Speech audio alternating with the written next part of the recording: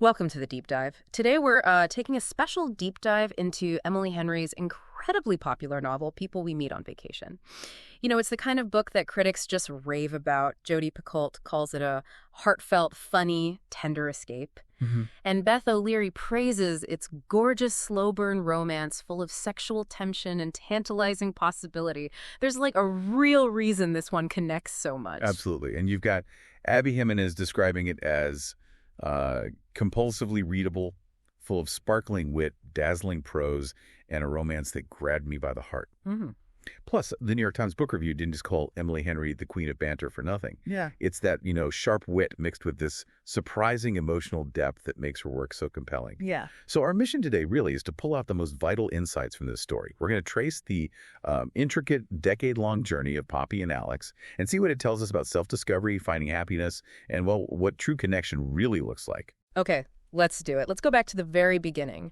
12 summers ago, University of Chicago orientation. So we meet Poppy. She's described as short, loud, wearing this neon orange and pink floral jumpsuit. Wow. Right, from East Lynnfield, Ohio.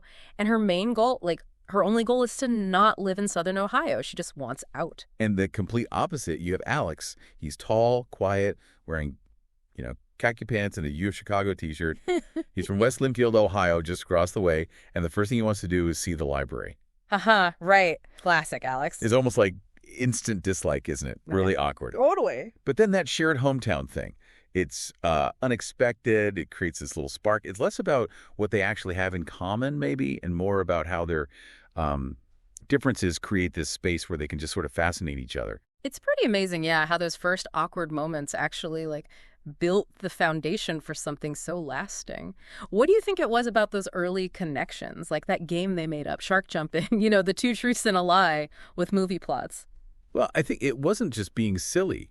It was maybe unconsciously their way of building trust through humor, through being a bit vulnerable. And think about their early settled agreements, like hating the feminization of boats. Who even thinks of that? Exactly. But those weird, specific, shared dislikes, plus their totally opposite likes, Poppy loving chain restaurants, Alex loving running, it didn't push them apart. It actually became the bedrock for their whole dynamic. They could genuinely, steady each other. Right. It just shows how real connection can kind of bloom in the most unexpected places, even if it's just mutual annoyance at, boat names.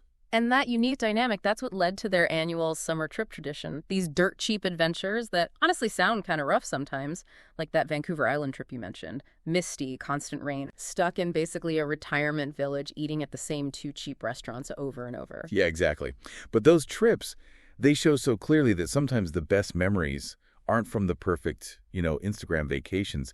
They come from the shared struggle, maybe. The unexpected joy you find when things go wrong together. Right. Because Poppy felt, and this is a direct quote, "This is what I want for the rest of my life.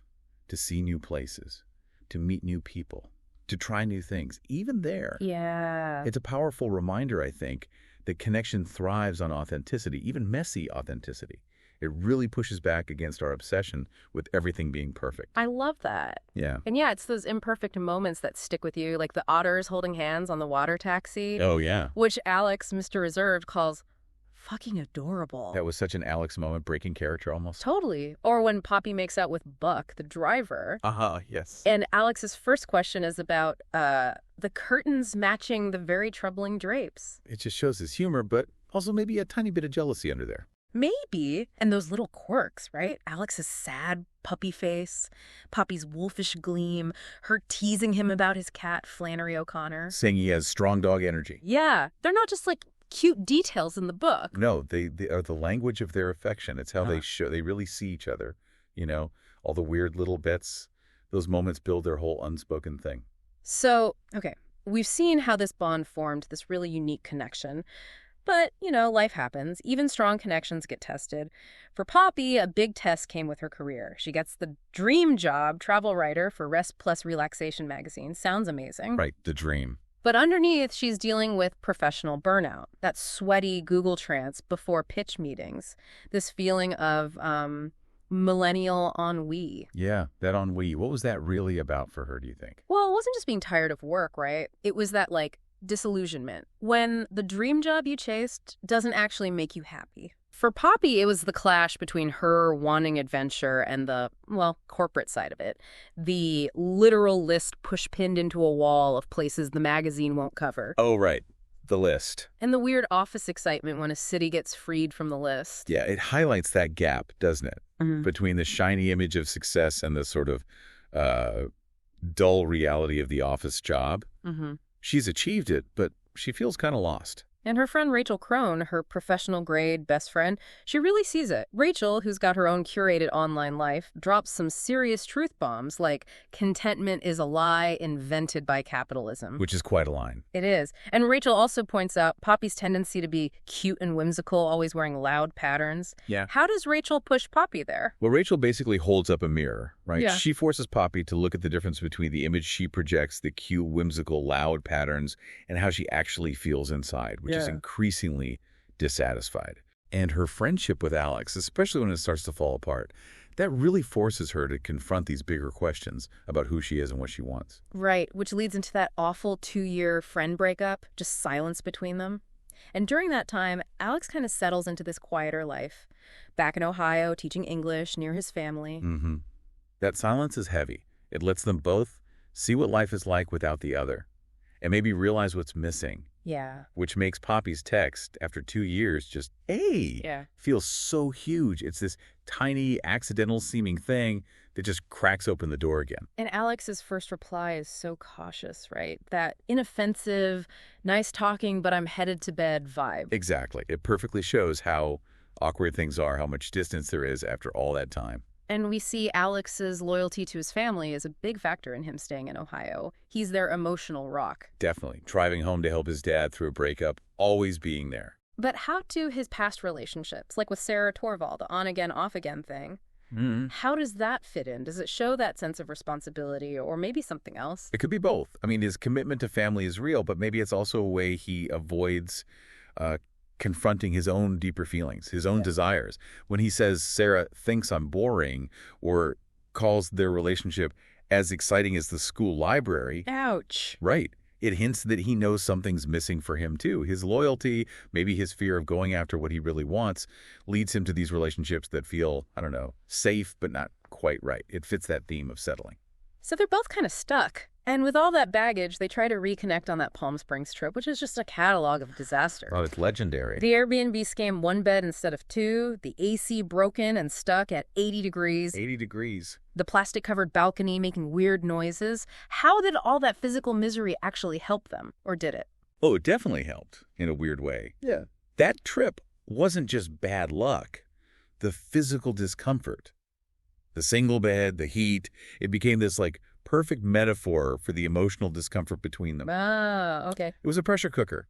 It just brought all those unspoken feelings right to the surface, made the whole fragile and awkward situation impossible to ignore. Right. And Alex, throwing out his back on that awful chair bed, it's like a physical symptom of their shared unacknowledged pain. And Poppy sees it. She has that moment where she realizes Alex hates being helpless, hates being waited on. She remembers him being like that even back in college with strep throat. Yeah, it shows how deeply she still understands him, even through the silence and awkwardness. Exactly. And what's amazing is that even in that absolute disaster zone, they find each other again. That sudden rainstorm. Breaking the heat wave. Yeah, breaking the heat, breaking the tension.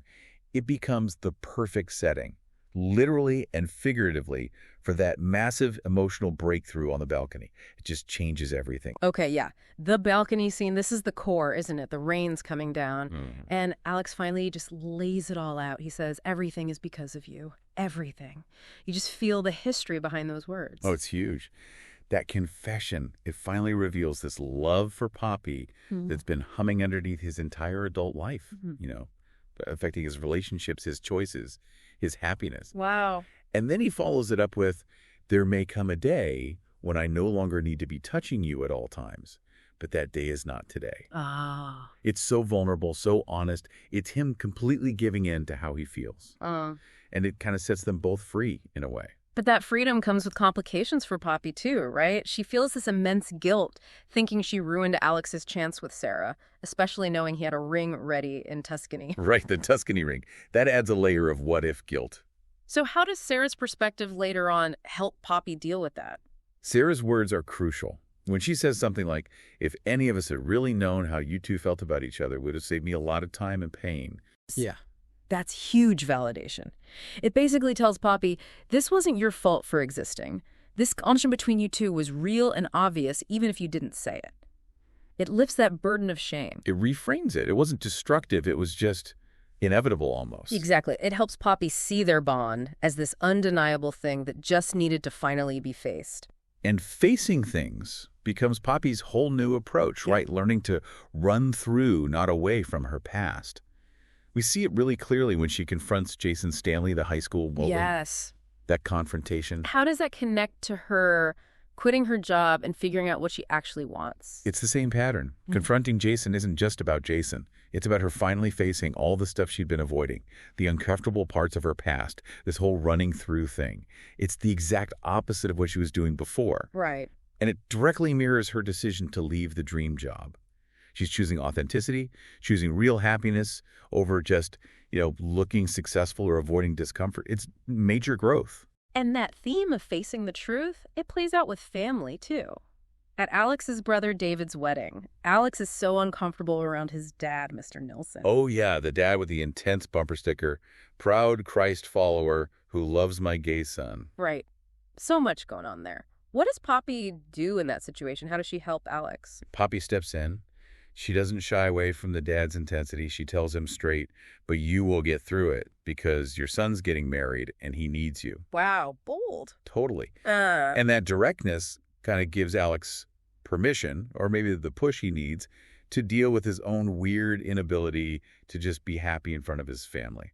Poppy helps him break that old pattern. She helps him show up as himself. Exactly. Even with his dad. And then Alex has that incredible moment where he finally tells Poppy why he was always so reserved about his feelings, especially around family. He says, it was terrifying to realize how much I loved you. Ugh, chills. That line just brings everything together, doesn't it? It really does. It shows his quietness wasn't lack of feeling.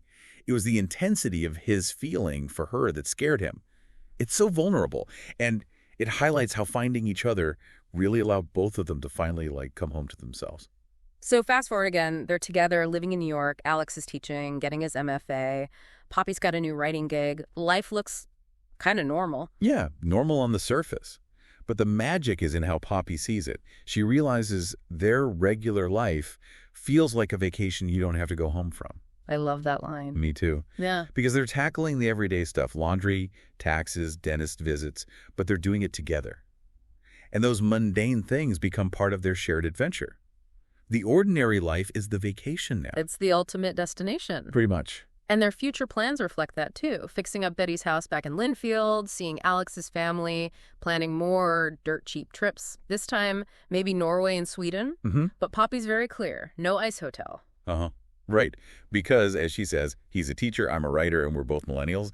There's no money for that. So realistic. It's grounded. Yeah. It's perfect. Their story, ultimately, it isn't about escaping to find happiness. It's about accepting who you are, figuring out what you really want, and building a real life with the person who sees the real you, the Poppy, right now, and for whom, everything is because of you. Yeah. It's just this powerful message about how real love grows when you stop running and finally embrace who you are, past and all. Okay, so we've just taken quite a deep dive into people we meet on vacation, really tracing how Poppy and Alex's relationship evolved over all those years. It's such a great example, isn't it, of how two very different people can build this incredibly deep connection through shared history, that amazing banter, and, well, finally getting real and vulnerable. Absolutely. And this deep dive, I think it shows us that sometimes the biggest adventures aren't about flying off somewhere exotic. They're about the journey inside yourself, letting yourself be truly seen by someone else. It definitely reminds us that home isn't always a place on a map. It's often a feeling you get with a person, that sense of belonging, and that real love. It seems to flourish when we stop trying to escape our past and just kind of embrace who we actually are. So thinking about all that, here's something maybe for you, the listener, to chew on. In your own life, what does it really mean to stop running away from discomfort and instead try to run through it like Poppy learned to do? Yeah. And how might your idea of what makes a great vacation or even what feels like home change if you started prioritizing genuine connection over those perfectly curated experiences?